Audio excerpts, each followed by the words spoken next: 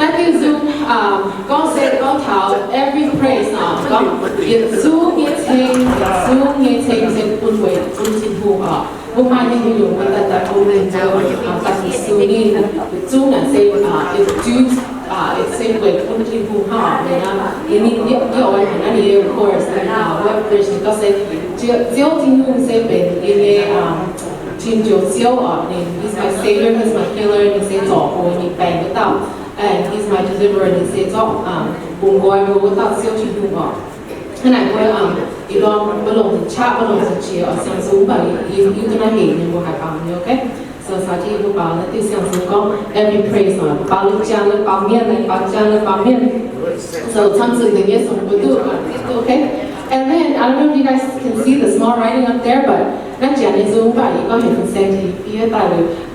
ฟ้าเป็นมีว่าแต่สิ่งที่ให้ตายฉาดจอมที่มันด้วยฟ้าซึ่งออก so yeah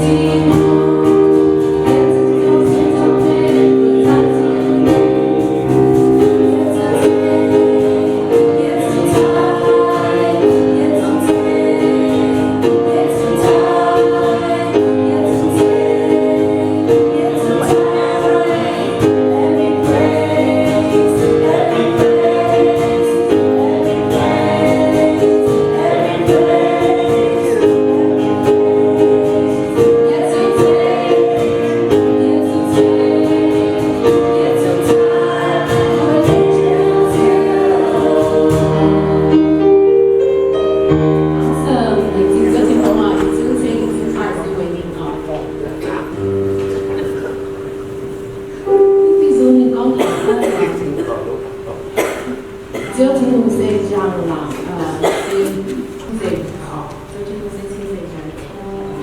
ยังพยายามโซเรียนก็ออกไม่คุ้นกันอยู่ creature ซึ่ง angel ไอ้ตัวเล็กเราว่าสุนีออกสิ่งที่นี่สิ่งตรงนี้ดิฉันจึงทำสิ่งนี้สิ่งตรงกองสิ่งนี้มาถึงกับโบกับให้กับมันจะมีที่สิ่งก็only forever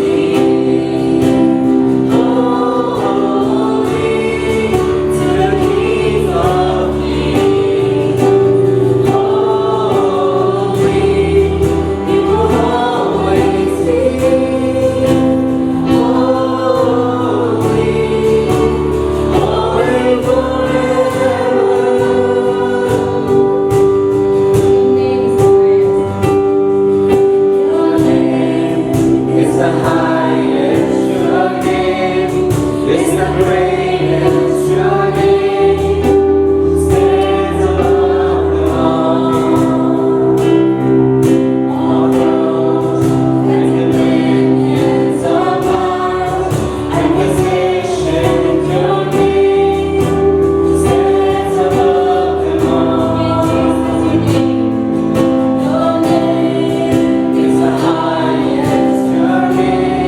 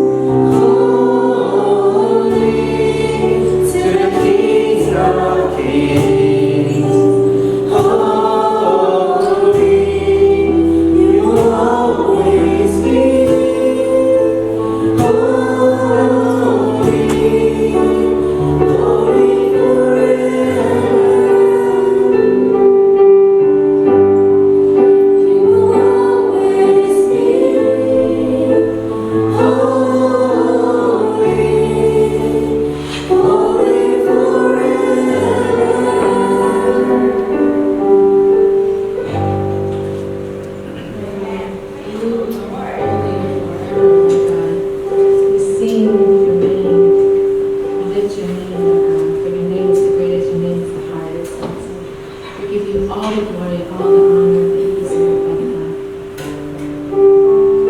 When you move our hearts, when you move our spirit, when you move our soul this morning, we praise you, Lord. Will you hear us? Will you be pleased with what we are doing, Lord? Just ask that your Holy Spirit move on us right now. Just be in this space, Lord. We praise you in the name of Jesus. Amen.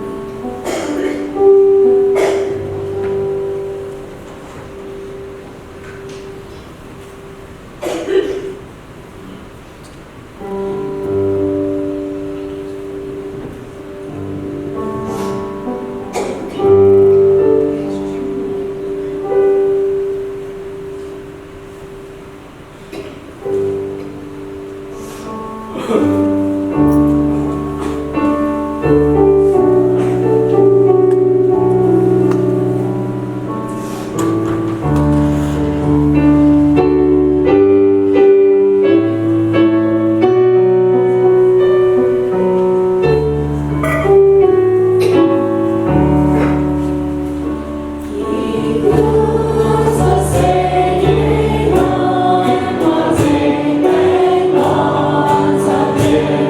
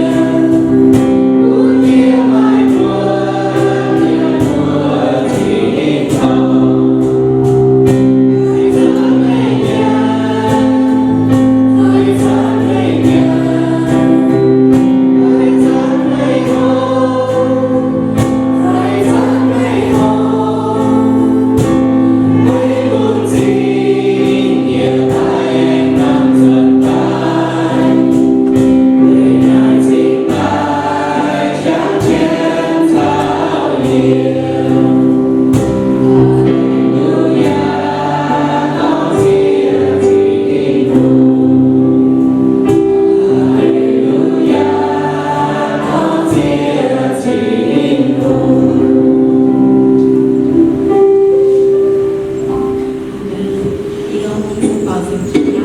真是这个。